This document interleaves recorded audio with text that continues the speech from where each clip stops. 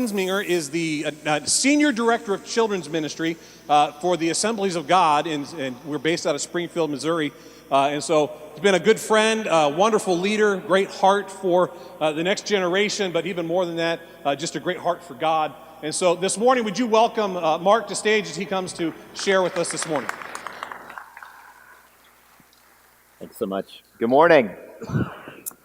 Well, this is my first time in New Jersey for an extended period of time. One time I was here before, just kind of in and out very, very quickly. But I've had an incredible time getting to learn my way around. Is this popping a little bit? Okay. Learning my way around and getting to meet people and spending time with some of your staff, with Pastor Joe and obviously with Pastor Spencer. And man, you guys have a great facility, great location, and great pastoral staff. Could you just appreciate them for all of their work and leadership? And I don't know how many people know this, but I was just really kind of blown away this morning. Pastor Spencer said that Pastor Heather learned to play piano beginning in December of last year, and she's leading worship and playing piano, and what an incredible example of someone who's willing to go above and beyond what they already have and what they know to do something for the kingdom of God. And let's show appreciation for that. It was fantastic. Well, my name is Mark. I have a wonderful wife named Christy and two boys, Colby and Caden, and they're back home right now. And my son, Colby, is a second-year student at Evangel University studying children's and family ministry. And today, actually, he's probably just about right now teaching his very first children's lesson as a part of his internship. And he was so excited that he's going to get to do that. And so he's there today. And my wife and youngest son are with him there as well. Caden's our youngest, and he's in marching band now, and he plays the bass drum. And I had no idea that public schools did anything before 7:30 in the morning until we had a marching band student. And now we're shuttling him back and forth to marching band before school and after school. I say we, it's really my wife who does that most of the time. But he also has a job. He just turned 15, and a month later he got a job at a Japanese steakhouse as a busser. And I tell you what, I love to visit my son at work because they have amazing food there. But they send their greetings, and they're praying for me. They're praying for you this morning, and it's an honor to be with you. Well, about a month or so ago when I was speaking with Pastor Spencer about this opportunity, he says, "What do you believe God's laying on your heart?" And I said, "You know what, I think I'd love to talk to you, to your people. What God's laying on my heart is about anxiety. I know that in this world today, there's a lot of anxiety that's growing in people." And he said, "You know what, that's perfect because we're actually going into a series on mental and emotional health." And so I just believe that God put some things together for us today that's going to be exciting. So hopefully you'll lean in, you'll take some notes, but most of all, that the Spirit of God would speak to you where you are in the situation that you're facing, because our God is a miracle worker, isn't He? He is the way maker, and it's awesome to be a part of a faith and be a part of the body of Christ that believes and knows that God's going to do some amazing things. Well, have you ever seen people who you wish that they had the opportunity to see beyond where they are right now, to have a little bit of maybe self-discipline or patience in order to wait for something that's a little bit better down the road? You know what I'm talking about? That you see what's right in front of you, and you think, boy, I really want to take hold of that right now, but if I wait, something better just may come, right? Well, several years ago, there were some studies done on children and self-control, and they did something called a marshmallow test. And in that test, they put marshmallows in front of young children, and they gave them one marshmallow and said, "I'm going to walk out of the room, and when I come back, if you haven't eaten the marshmallow, I'll give you a second marshmallow." Well, they video recorded that, and they did some studies as a result. Well, a few years ago, recently, a church took on that study themselves, and they captured it on video, and I want you to check that out here this morning.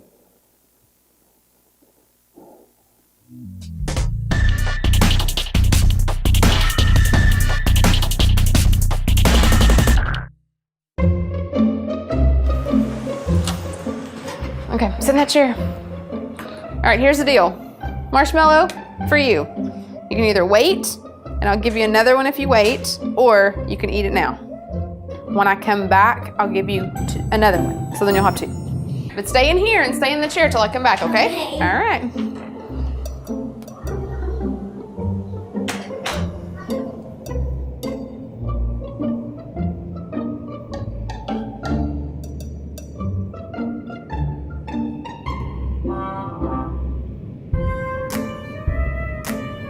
I'm gonna go do something and then I'll come back.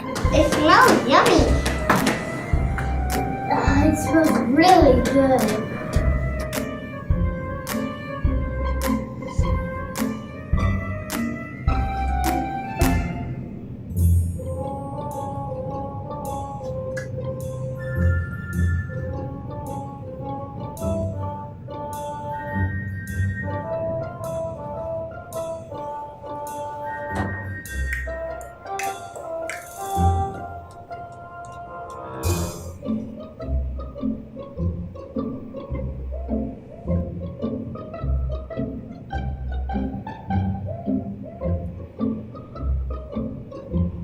All right, so it's up to you. You can have it now or you can wait.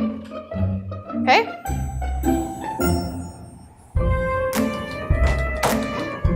I'll be back. Stay in the chair, okay? Okay.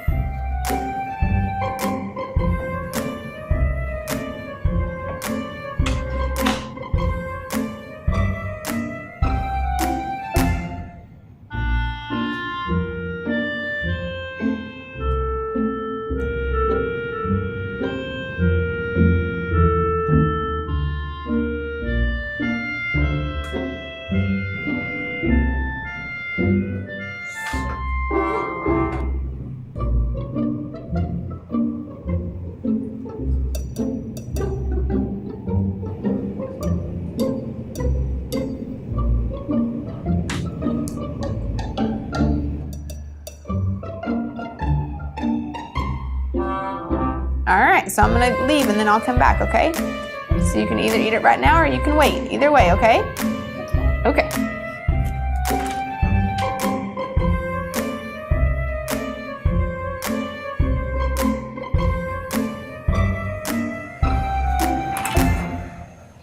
How'd you do? Did you do good? You did? Yeah. You wanted to eat it, didn't you? Yeah. So did I tell you to give you another one? Okay, now you can have both. You need them.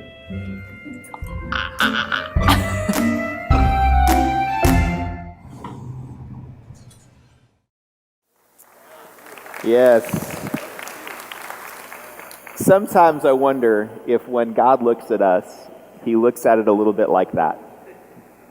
That we see what's right in front of us, and we see the situations we're facing, the opportunities that we have. But God sees things in eternity, doesn't he? He sees the right now, but he also saw before, and he sees the future that's yet to come.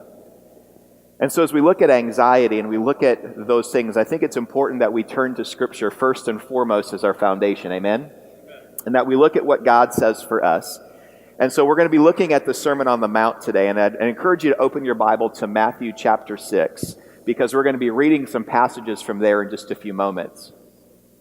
But I want you to imagine, and maybe some of you don't have to imagine real hard, because maybe you walked something very similar to this because of the pandemic. And so imagine, because it's hit us all in different ways, that maybe there was a situation where you found yourself without a job. Maybe there were people who were very ill. You're concerned about the economy and everything that's going on. And so you find yourself not sleeping at night, wondering and worrying about what the future is going to be. Maybe you're a business owner and you're concerned about whether or not you're going to have to lay off employees, or all of those different things can weigh on us. So imagine you're in a situation that is like that and you're not sleeping at night. And so late night, you turn on the news. And on the news, which is just a world of fun, isn't it? You turn on the news and you see the news anchor interviewing a well-known philanthropist, somebody who's known for giving money and taking care of people. And so you tune in and pay really close attention. Now, in your mind, you've got all of the stress and anxiety of the world that you're facing, but you're watching on this newsreel that he's saying, you know what, I know that there are people who are worried right now about their future. And I've got a list of names of individuals that if your name is on this list, you're not going to have to worry. Whatever need you have, I'm going to take care of it. And begins to read through the names on that list, and you tune in very, very closely because you're wondering if your name's on that list. And lo and behold, it is. Do you imagine that once you know that philanthropist who's known for taking care of people, who has what seems to be unlimited resources, listed your name, would you sleep better knowing that? Probably, right? Can I ask, why is it that we would look to a human philanthropist who lists our name and feel good if they're meeting our needs, but sometimes we fall short of trusting the God in heaven who has an unlimited supply, who's already promised to meet every need that we have? So we have to look at our Heavenly Father as the ultimate source of this. Well, in Matthew chapter 5, 6, and 7, Matthew recounts Jesus' Sermon on the Mount. And he begins in chapter 5, and I want to give just a little bit of a history on our way to the text here on anxiety. I want you to begin to understand a little bit of where we're coming from, because I think to some degree people can misunderstand the Sermon on the Mount. So I want to give you just a brief foundation here. You see, in Matthew chapter 5, Jesus begins by talking about the Beatitudes. And some people look at this like the new version of the Ten Commandments. We have to be meek. We have to be poor in the spirit. But I believe what actually Jesus is doing is he's identifying the state of where people are currently. So when he finds people who are poor in spirit, he says you're going to be rich in the kingdom. When he finds people who are mourning, he says you're going to be comforted. So he's speaking to the crowd of the people who are there in that place. And he's saying, I see where you are, and I want you to know that even though you consider yourself to be in a very lowly state, you are blessed. That's good news, isn't it? So no matter where you find yourself right now, God looks at you, Jesus looks at you and says, you know what? You are blessed as a result. Well, then he looks at these individuals, and probably there are some of the religious elite of the day, the Pharisees and the Sadducees, who were in the crowd. And they can't believe that Jesus just affirmed these spiritual nobodies who are in the crowd. So he continues to speak to that audience of people and says to them, you are the light of the world. You are the salt of the earth. So keep being salty and stay lit, right?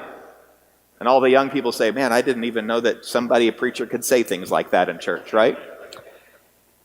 But then Jesus, after speaking about the salt and the light, he probably thinks that the people there are expecting him to say, because I'm talking about these religious leaders, you're expecting I'm going to abolish the law. And Jesus says, absolutely not. In fact, if anybody weakens these laws and teaches others to do so, there's going to be a strict judgment. Jesus instead says, I'm here to fulfill the law. And then he turns and looks at those religious leaders and goes through 6 common things that they would have known in that day. He talks about things like that are matters of the heart. And he says, if you heard don't murder, but I'm saying if you're angry, you're sinning. You've heard don't commit adultery, but I say if you lust, you're sinning. So Jesus is raising the standard, not just from an outward act, but from a heart situation. And I imagine the crowd at that time is saying, how in the world is anyone supposed to do this? And Jesus doesn't say this, but we would know that's exactly the point. This is exposing that we are in dire need of a Savior. That what we have in this world, we cannot do on our own. We cannot fulfill those expectations without a Father in heaven who loves us very much. So Jesus makes a way for people to be saved. Clearly, we're in the need of a Savior. But to help make sure that those religious leaders don't start thinking of themselves more highly than they should, he starts to point his finger at those religious leaders and say, so don't be like those Pharisees who pray their loud prayers, but instead go pray quietly, and your Father in heaven who sees you pray in secret will reward you openly. And don't give to receive accolades, but give secretly.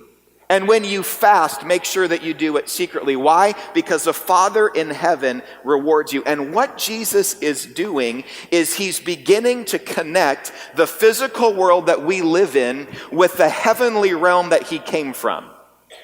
And he's connecting the two of those and saying, what you do in private is being seen in heaven. And it's a beautiful picture. In fact, he even teaches people how to pray. But then Jesus goes one step further and he says this, don't lay up treasures on earth where moth and rust destroy, where thieves break in and steal, but lay up treasures in heaven, where neither moth nor rust destroy, where thieves do not break in and steal. For where your treasure is, your heart will be also. This message clearly is not just about the physical world that we live in, but it is about the connection that where we live and the things that we see and we do is connected to the spiritual world. When you pray, there's an audience in heaven. When you fast, it's being seen in heaven. When you give, it's being rewarded in heaven. So then he goes into this thing about anxiety.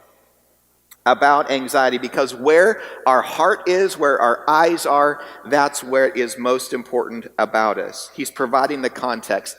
You know, about a year and a half ago, I got into motorcycle riding. And I had no idea really how you got in, how you would, because when you get a car, you practice your driving with somebody with you. And so I had to learn, okay, well, you go take your riding test, and then you go take your driving test, and in the process, you learn how to ride a motorcycle. Well, in that study, I learned that one of the tests that you would take in a motorcycle is that you're going to have to do a U-turn in a very, like about a 12-foot radius. And so I learned that because I watched YouTube, because I knew a lot of people go and fail. And so I learned this, and so I'm out on my motorcycle, and I'm practicing these U-turns, and I'm always having to put my foot down. It's like I'm almost dropping my motorcycle. But one of the YouTube videos that I watched said, when you're doing those U-turns for your test, you have to take your eyes and put them on where you want to go. He said, most people, when they do the U-turn, they look at the ground, and that's exactly where they end up. When you're doing a U-turn on a bike, if you look here, that's where you're going to go. But if you look off in the distance where you're going, that's where you end up. And that little piece of advice was huge advice for me. And it's the same that's true for us. If we look at the things of this earth, of this world, that's where our mind goes. But if we keep our eyes fixed on heaven, that's where our trajectory is in life. That's where we're headed. So Jesus then comes to Matthew chapter 6 and verse 25, our passage for today. Therefore I tell you, remember, keep in mind, this is a connection between earth and heaven. Therefore, because we're going to focus on the things of heaven and store up treasure in heaven, do not be anxious about your life, what you will eat, what you will drink, about your body, what you will put on. Is not life more than food, and body more than clothing? Look at the birds of the air. They neither sow nor reap nor gather into barns, and yet your heavenly Father feeds them. Are you not of more value than they? And which of you, by being anxious, can add a single hour to his lifespan? And why are you anxious about clothing? Consider the lilies of the field and how they grow. They neither toil nor spin. Yet I tell you, even Solomon in all his glory was not arrayed like one of these. But if God so clothes the grass of the field, which today is alive and tomorrow is thrown into the oven, will he not much more clothe you, O you of little faith? Therefore, do not be anxious, saying, what shall we eat? What shall we drink? Or what shall we wear? For the Gentiles seek after these things, and your heavenly Father knows that you need them all. But seek first the kingdom of God and his righteousness, and all these things will be added to you. Therefore, do not be anxious about tomorrow, for tomorrow will be anxious for itself. Sufficient for the day is its own troubles.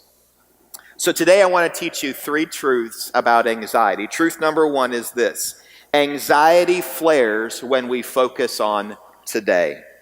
Anxiety flares when we focused on today. Remember, we have been instructed to store up treasure in heaven, but when we focus on today, we end up getting stressed out. There's 2 different kinds of investing for retirement. One is you put the money in, you let somebody else manage it, and hopefully when you get to retirement age, you have enough money to live your life of retirement. The other is you start to manage that by watching the stocks and the markets. I have chosen for most of my life that whatever we have available for retirement, I'm letting somebody else manage. There's a lot of trust involved in that. But recently, a friend of mine said you should invest in Bitcoin. So I had about $100 sitting around, and I thought, I'm going to buy some Bitcoin. If any of you are fans of Wendy's, they're 4 for 4. I bought 25 versions of 4 for 4s in Bitcoin. And before the week was over, Bitcoin ate 25 of my 4 for 4s. The amount of stress and anxiety of watching that is like, I don't need this. I'd rather have somebody else worry about my future than me to worry about it. Now, there are some who, they love that, they thrive at it. I'm not telling you how to invest your money. I'm not a financial advisor. Don't trust any advice I give you. But the idea is that when we focus on the here and now, the daily, there can be a certain amount of stress that comes in there. And so when we focus on today, when my Bitcoin went up and when it goes down, my emotions went along with it. And Jesus is saying we have to be careful that our focus is not on today. And he addresses 3 sources of stress and anxiety in today's life. The first is our daily necessities. He talks about food and drink. And we can stress about the things that we need for today. Do you remember the toilet paper scare of 2020? We stressed about the needs of the day, right? We stress about food and school and income and circles of friends and health. We stress about who the neighbors are that are moving in. We stress about all of these different things. And those are things that Jesus says, when you focus on today, you're going to have anxiety. Jesus also addresses our reputation. When he says how we clothe ourselves and what should we wear, I would say that that's very similar to our reputation, because in that day the clothing was designed to show what profession you were a part of or what status you had in society. But something else that happens with your clothing is it covers the parts you don't want anybody to see. And you see, sometimes we get stressed about our successes and our failures. When we think about today, we stress about, I want people to see me as successful, and we worry about that. Or if we have messed up, we worry that people will find out, and so that causes us anxiety. And Jesus addresses that by saying, look, you shouldn't have anxiety about those things, about the issues of today. The third thing that Jesus addresses is the future. He says we're anxious about our life and what tomorrow might bring. And I'll tell you, there are real issues with the future.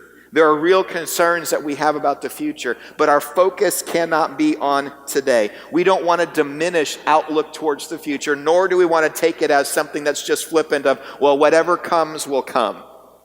But Jesus says if we focus too much on those things, we're going to get anxiety, which then takes us to our second truth, which is this: anxiety retreats when we trust in God. Anxiety retreats when we trust in God. About a year ago, my son said, Dad, I'd like to buy a project car. Now, if you're not familiar with a project car, it is exactly the way it sounds. It's a car that you buy to work on. Me not being a very mechanically inclined person, I'm like, you do not want to buy a project car with me. To which he said, Dad, I just thought it would be something that we could do together. To which I said, what car do you want? How much money do you have, son? I have $900. What car do you want for $900? Can you imagine what kind of car you get for $900? We found one. And we drove it home, all $900 of it. We made it home, and we do what a good parent would do. You pull up Amazon and you start shopping for parts. Next to my son, because this is about family time, who pulls up Amazon and starts shopping for parts.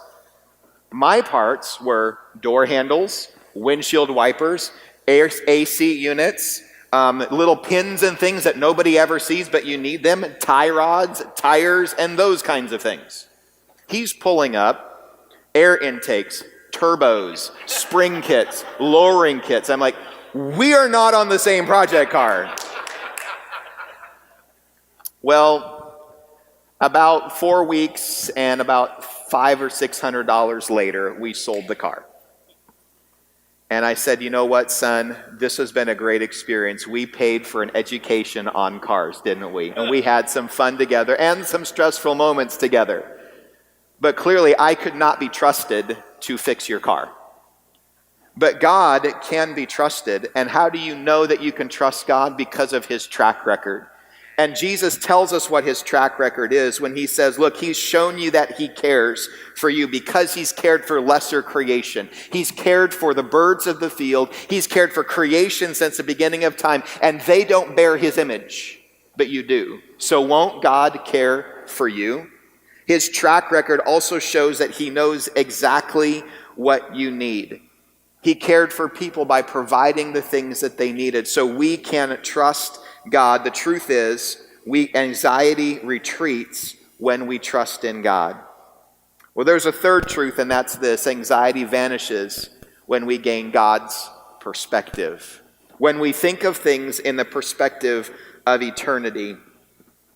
We worry about today is the world's way. In fact, in Matthew, it says that the Gentiles seek after these things. That was a word in that time that would really mean those who are not followers of God are worrying about today. So Jesus equates worry about this life with the way that those that don't have a faith in God would worry. And he says those two are completely incompatible.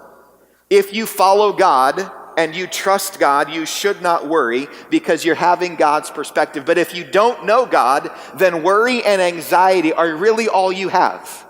But those two should not coexist. So either we're going to choose to trust in God and see things from his perspective, or if you don't, then you might as well worry and have anxiety. It's inconceivable that we would put the two of those together, just like it's inconceivable that now when I go to McDonald's and I get to the drive-through window at McDonald's and they say my pleasure, I'm thinking those two don't go together. Just because you're saying Chick-fil-A's statement doesn't mean your drive-through is as efficient as theirs. There are some things that don't go together, and worry and anxiety and following God are some of those things. So worry about today is the world's way of doing things. But we also find that worry dies when we put God's kingdom first. I'm going to ask if the musicians would come at this time and maybe just play something softly in the background, because I want to help you to understand about what it means to seek God's kingdom first. Can you toss me the first ball there? If this is the picture of eternity, if this is to represent our view of eternity, and we keep this in our life, there was a moment in Jesus' life where I would say he faced, or he was tempted, or he was encountering what we would know as worry or anxiety. And it was that time in the Garden of Gethsemane when he's praying, and he says to his Father, if there is any other way, let this cup pass from me. But because he kept eternity in front of him and God's perspective in front of him, he was able to say, but not my will, but your will. And he was able to face the persecution, the unfair judgment, and ultimately the cross because he kept eternity in his crosshairs. His perspective was on Jesus, was on God's way. So in our world, when we take this little tennis ball and we say, well, this is eternity, we might, on the day that we're saved and we come to know Christ, you might say, yes, I'm excited about eternity. Maybe we're growing up in the church and we're optimistic about the future, or maybe we've just relocated here or we've entered retirement. It doesn't matter your state of life. There are times when we get this view of eternity and say, I can't wait to have eternity. But often then, as we go through life, other things happen. Maybe we go and we get our very first job.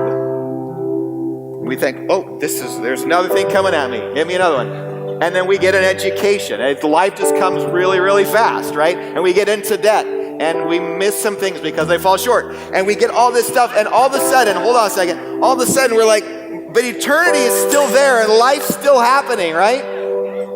And it keeps coming our way. We get married, and then we have kids, and then we do the American dream by getting into debt. And then all of a sudden, all of this anxiety comes our way, and we start stressing out. And God says, focus on eternity. We're like, eternity, where is it? Eternity's gone. Right?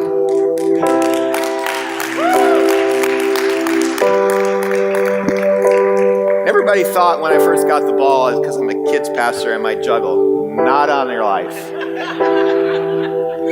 But eternity's gone.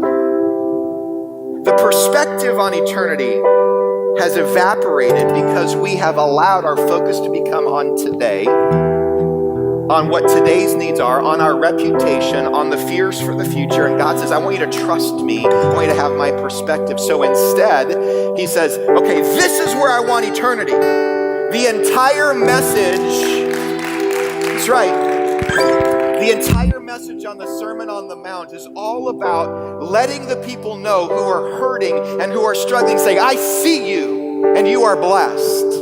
And don't let other people impose things on you. They're going to cause you stress. I will teach you to pray. I will teach you to fast. I will teach you to give. And I want you not to worry about what you're going to store up here on earth. I want you to live in such a way that you store things up in heaven. And so when you keep it here and then life happens, you just let it bounce off of eternity and go right by. And you say, well, what happens then? Are you going to let your family drop? Are you going to let your work drop? Are you going to let all these things happen? No, this is a sign of trust in God, because I'm not going to let the view of eternity distract me with what happens today. I'm going to allow the presence of God. And if you trust God to clothe the lilies of the field, then can't I trust God with my family and my future and my retirement and my health and everything about my community? So keep eternity in focus. There's something about living with eternity in mind that changes the realities of today. Yes, we have to work hard. You have to care for your spouse. You have to deal godly with your finances. But sometimes, too many times in the church world, we have placed eternity over here as something that will happen whenever Jesus returns. And we forget that this life is connected to eternity today. And if we can keep eternity in focus, perhaps Jesus can work in and through our lives in such a way that when a pandemic hits, when the president that we didn't vote for takes office, when you get a new boss, when you lose your job, we can still sleep at night because we trust in a God who knows our needs and we have eternity in focus. Father, I pray for every one of these here today. Lord, with whatever they are facing, that they would stand in the truth that you are trusted, you can be trusted with everything in our life. That they would have the perspective of eternity. Because God, we want to live in such a way that we show the world around us that living for Jesus is the only way to make it through this life. God bless every person